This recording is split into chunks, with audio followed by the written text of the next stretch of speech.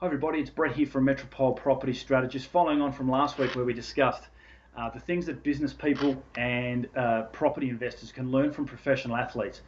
Today we're looking at 6 through 10, and number 6 is that professional athletes overcome adversity.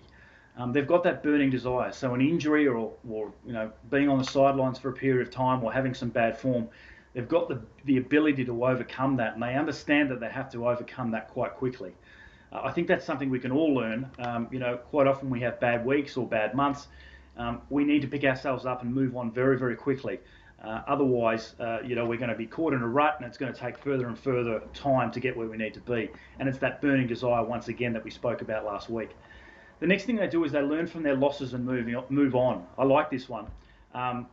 Each week, professional athletes sit down and review hours and hours of footage of them playing their sport or their career or whatever it may be, and they learn from what they're doing wrong.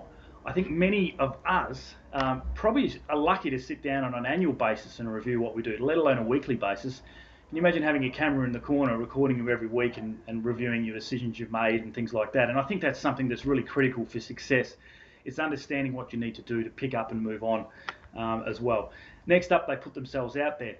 A lot of sports people that want to go to the next level put themselves out there. They chase recruiters and coaches. They put hours of video footage together and package it and put it out to the market. They chase their dream. Their dream might be to be on the big stage, and they chase their dream.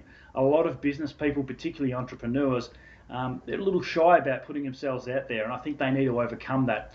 The only way you're going to sell your product is to get in front of as many people as possible, and I think that's a really valid point.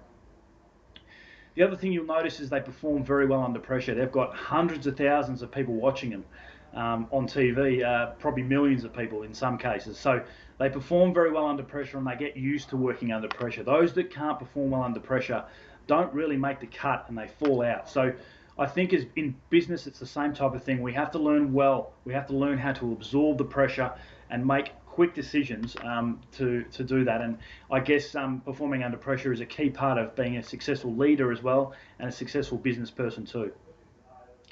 The last thing, which can be a bit of a hindrance, is they never seem to be able to switch off. They're always thinking about their goal. They're always thinking about how they can move forward. And I know a lot of people that set big goals for themselves. It's a distant goal. It might be 10 or 15 years away. So they're not focused on it every day. But successful people, and particularly professional athletes, they focus on their pinnacle. They focus on their event day in, day out, and they never lose sight of where they're going to go.